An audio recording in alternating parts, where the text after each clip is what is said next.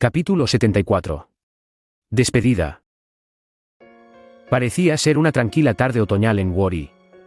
Las temperaturas no eran muy bajas, pero la brisa que entraba al interior del refugio subterráneo obligaba a algunos a usar abrigos ligeros.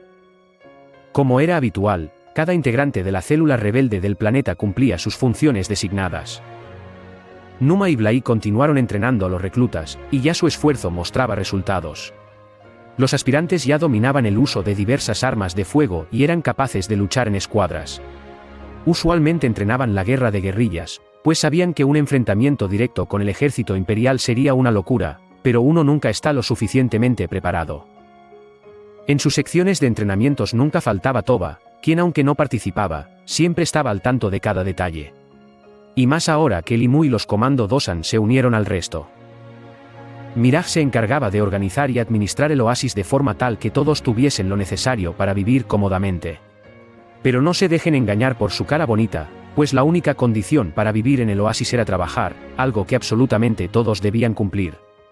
Y a decir verdad, nadie se atrevía a preguntar qué pasaba con los vagos o aquellos que tuviesen ideas diferentes a la resistencia. Algo que el propio Ícaro apoyó. Y acrecentó. Y como era costumbre, el droide se pasaba los días computando opciones, analizando variables y posibles estrategias a seguir. Cada uno de sus planes tenía millones de resultados diferentes, y cada resultado tenía planes de respaldo. Puede que Ícaro no lo supiera, pero al parecer su parte orgánica desarrolló un trastorno obsesivo, tras lo ocurrido en la última misión a Bafar. Entonces, su comunicador sonó. ¿Dr. Hampo? ¿Qué ocurre? Preguntó asustado al ver la silueta del escacoano en su holoproyector. General, creo que debería venir al hospital tan pronto le sea posible. Las palabras del escacoano fueron implacables para el droide. Algo dentro de él se sintió muy similar a una vasija de cristal romperse en 1000 pedazos. A pesar de ser algo que basaba la mayor parte de su raciocinio en cálculos, la simple idea de imaginarse lo que el escacoano le había dicho, hacía que su cuerpo de metal experimentara el equivalente a un escalofrío. Ícaro no perdió el tiempo. Salió de su minúscula y oscura oficina y se dirigió hacia el hospital tan rápido como pudo. Su andar era apresurado, pero no lo suficiente para levantar sospecha alguna. La forma en que Umbol le habló no fue muy animada, así que debía mantener el perfil lo más bajo posible para no levantar sospechas. En su camino, se topó con varios conocidos que no se limitaron al saludarle, y el droide tuvo que hacer un gran esfuerzo para conservar la calma y no mostrar desesperación. Aún así, excusándose de asuntos de vital importancia que debía atender, logró despedirse educadamente y seguir su trayecto. Una vez llegó al hospital, los trabajadores lo saludaron como era de costumbre, pues no era la primera vez que el droide iba a comprobar el estado del clon y, al juzgar por sus caras de alegría al verlo, era posible que Umbol no hubiese notificado nada todavía. Y era mejor así. Los pasillos del hospital se volvieron interminables. Cada paso que el droide daba se sentía aún más pesado que el anterior, como si un código se generase en su interior advirtiéndole de evitar seguir adelante. Las paredes de los corredores se hicieron cada vez más estrechas, pero eso era imposible. Tal vez un mal funcionamiento de sus sensores ópticos, pero no importase cuántas veces éste ejecutara un diagnóstico, estos simplemente no mostraban error alguno. Su mal funcionamiento no era una consecuencia de una avería. Al parecer, su extraño núcleo se estaba comportando de una forma nada normal, y era una sensación que al droide no le resultaba para nada placentera. Ícaro no quería seguir adelante. No quería hacerlo. A pesar de computar lo contrario, una parte de él le decía que diera media vuelta. Que ignorase la realidad y se olvidara del asunto, pero eso era algo que simplemente no podía hacer. No podía darse el lujo de suponer lo inevitable. Esa no era su forma de hacer las cosas. Si quería saber la verdad, debía dar otro paso al frente, aunque esto resultase mucho más doloroso hacerlo que computarlo. General. El droide no se había percatado. Estaba tan absuelto en sus cómputos que ni siquiera se dio cuenta que ya había atravesado todo el edificio, y ahora se encontraba a solo 2 pasos del escacoano.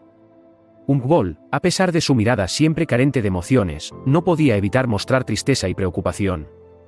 Algo que no pasó desapercibido para el droide. Doctor, ¿qué ocurre?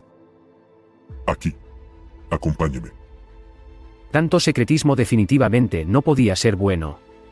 Esa zona del hospital era casi intransitada por el público en general, y si el propio Umboldt no quería que nadie lo escuchase, era porque no tenía buenas noticias.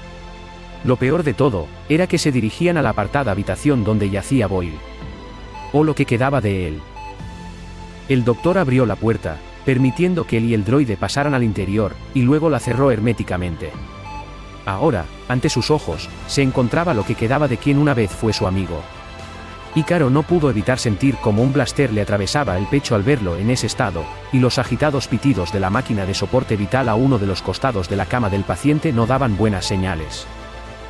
Doctor, ¿qué ocurre? General, ha pasado demasiado tiempo. Su pulso, por decirlo de alguna forma, se debilita cada vez más y más. No hay nada que pueda hacer para salvarlo. Pero, usted dijo que podría. General, no quiero contradecirme a mí mismo. Pero, de salvarlo, puedo hacerlo, pero ¿a qué costo? No entiendo a qué se refiere. Está sufriendo, general. Ícaro giró la cabeza de inmediato hacia el escacoano al escuchar las palabras. No quería oír eso, no quería hacer cierto lo que tan consciente era. Se sentía tan estúpido en ese momento. Había computado y estaba seguro de la realidad, pero esos ápices de esperanza lo impulsaban a seguir. Pero las palabras del doctor solo afirmaron lo que ya él sabía. Ícaro entonces experimentó algo nuevo. Algo mucho peor que la culpa o la ira. Ícaro experimentó el arrepentimiento. El droide lo sabía, pues él más que nadie, quien estaba conectado a cada máquina del oasis sabía cuánto el clon estaba sufriendo. Puede que no fuese capaz de imaginarlo ya que no era un ser vivo, pero los altos niveles de leucotrienos, bradiquininas y otros químicos que saturaban las partes orgánicas del clon era una prueba médica irrefutable. Sustancias químicas que libera el cuerpo orgánico ante la presencia del dolor, y el cuerpo de Boyle estaba saturado de ellos. Y ya había pasado un mes desde entonces. Ícaro no conocía el dolor. No era capaz de hacerlo. Pero en ese momento hacía lo posible por entenderlo. Entender su propósito. Quería entender por qué se había negado tanto a la realidad. ¿Acaso fue su propia decisión? El shock que experimentó al ver todo lo sucedido cuando regresaron a Bafar. ¿Por qué fue tan ciego? Umboldt no era un mero escacoano. Ícaro lo sabía todo de él. Fue la mano derecha de Wag Tambor, y estuvo implicado en cientos de experimentos relacionados con la manipulación biológica y la experimentación con la bioingeniería y prótesis cibernéticas. Él fue parte del proyecto para transformar a los machos nelvanianos en esas aberraciones que encontró, y estuvo en la cabeza del proyecto que convirtió al clon CT-1409 en un cyborg. ¿Y si ese mismo escacoano le estaba aconsejando a Ícaro que dejara descansar al clon? Debía escucharlo. ¿Sufrirá? Preguntó con una voz casi vacía. No. Ícaro quería realmente incrustar su mano en su pecho y arrancarse ese maldito núcleo de una vez por todas. Estaba harto de esa sensación de agonía que sentía, la cual se hacía cada vez más fuerte. El droide se acercó al clon, quien yacía con su cuerpo chamusqueado, repleto de cables, partes metálicas y conductos de soporte vital conectados a cada región que aún le quedaba con vida. Lo vio una última vez, y sin percatarse, dejó escapar un pitido agonizante que no fue capaz de controlar, ni entender. Lo siento, mi amigo. Fue lo último que dijo, antes de darse vuelta y hacerle un gesto al escacoano con la cabeza. Ícaro tuvo que salir del lugar. Simplemente no podía estar allí adentro.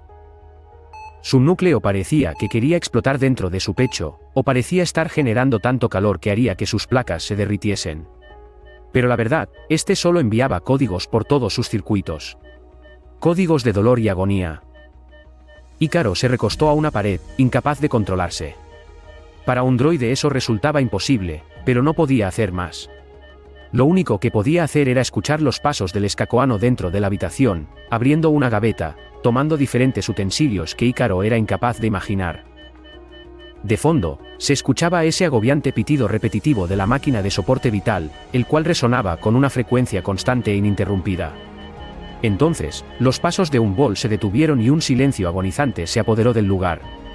Y de pronto, el repetitivo sonido del soporte vital se convirtió en uno constante, dando a entender que Boyle finalmente había dejado atrás todo ese sufrimiento.